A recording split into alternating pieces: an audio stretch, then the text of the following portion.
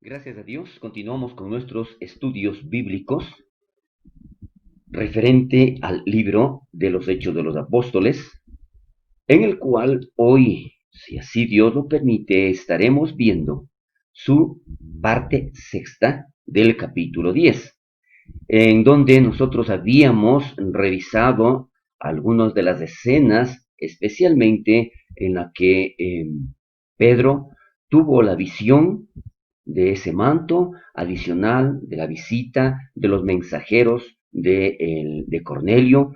Y en esta ocasión, cuando él ya se acerca y acepta la invitación, entra a la casa de Centurión, aquí vamos a analizar un poquito con relación a las costumbres de esa época y de lo que realmente la nación judía, o mejor, la cultura judía creía. Dentro de la predicación que realiza el Pedro, vemos acá que lo declara de una manera muy resumida, pero muy concreta, muy clara, que la salvación viene por la fe, y la fe en nuestro Señor Jesucristo. Entonces, en esta oportunidad estaremos viendo del capítulo 10, los versículos del 34 al 43. La predicación breve de Pedro a los gentiles en la casa de Cornelio. En verdad, comprendo que Dios no hace acepción de personas. Esto es lo que Pedro mencionaba, aun cuando él anteriormente no pensaba así.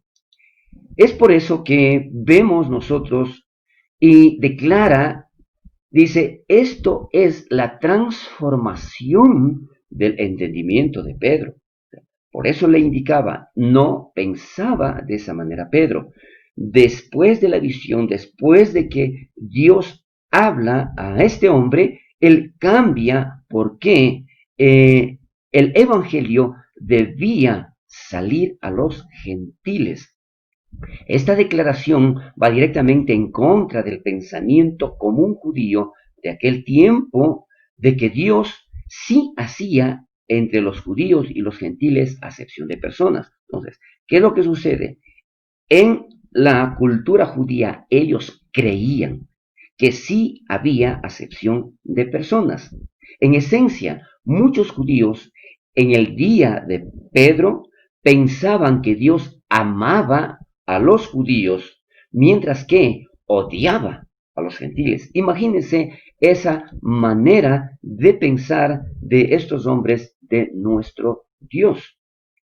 Hay comentaristas que declaran que fue común para un judío empezar su día con una oración dándole gracias a Dios. Escuche esto, por favor.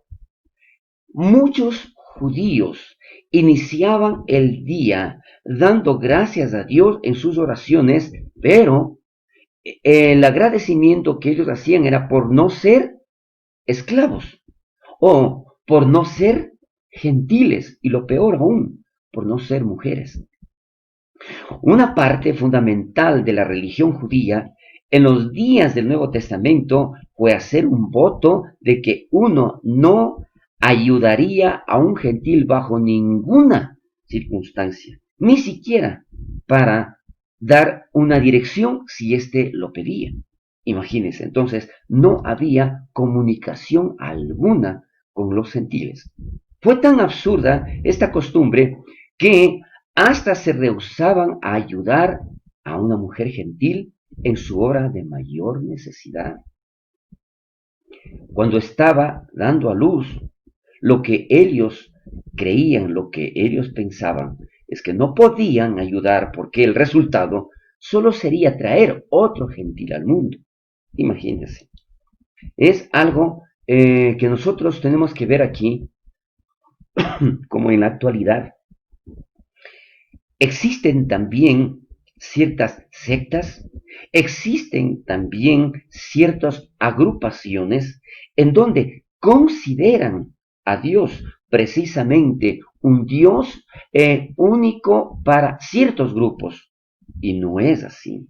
Nosotros debemos entender que nuestro Dios es un Dios todopoderoso, es Señor de señores, es un Dios para todas las naciones. Entonces, si un judío se casó con una gentil, la comunidad judía lo consideraría muerto y tendría un funeral para ese judío. Se pensaba que aún entrar en la casa de un gentil hacía al judío inmundo ante Dios. Entonces recordemos, todo esto pensaba, todo esto creía, todo esto sentía también Pedro.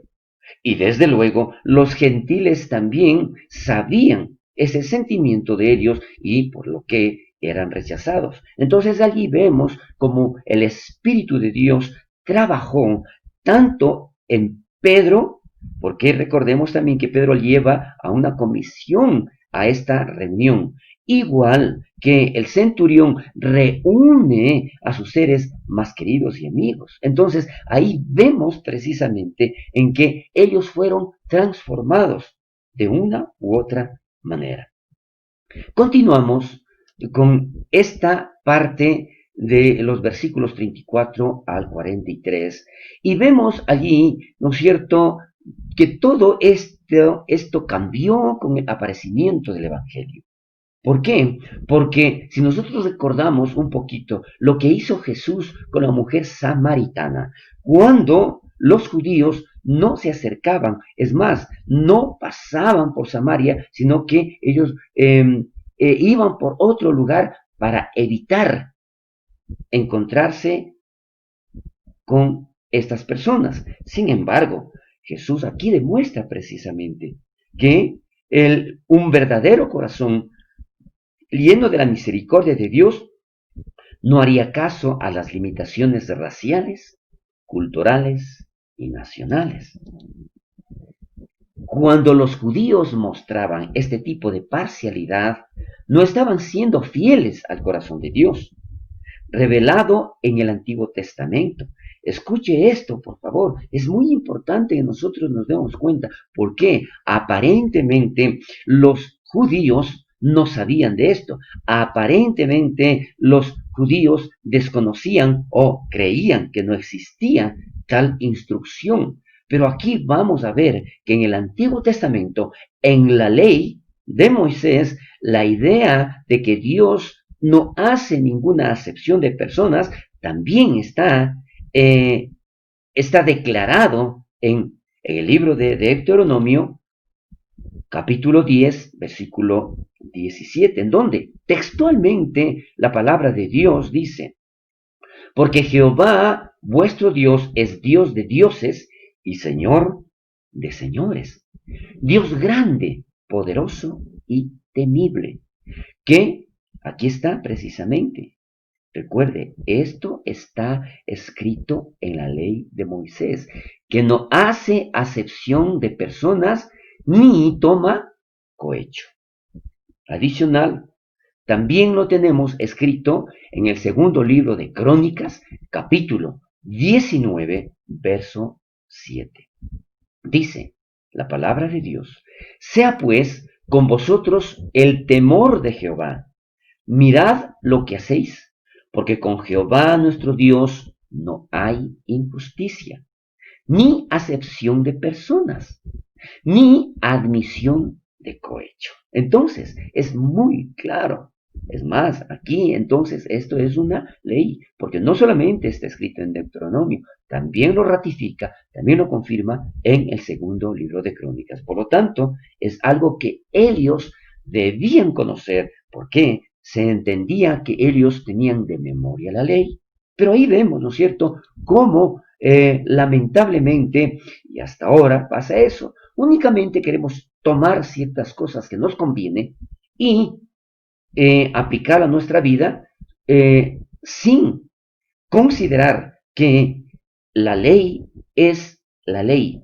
Recordemos, Jesús no vino a abrogar la ley, vino a que se cumpla, sino que en toda nación se agrada del que le teme y hace justicia.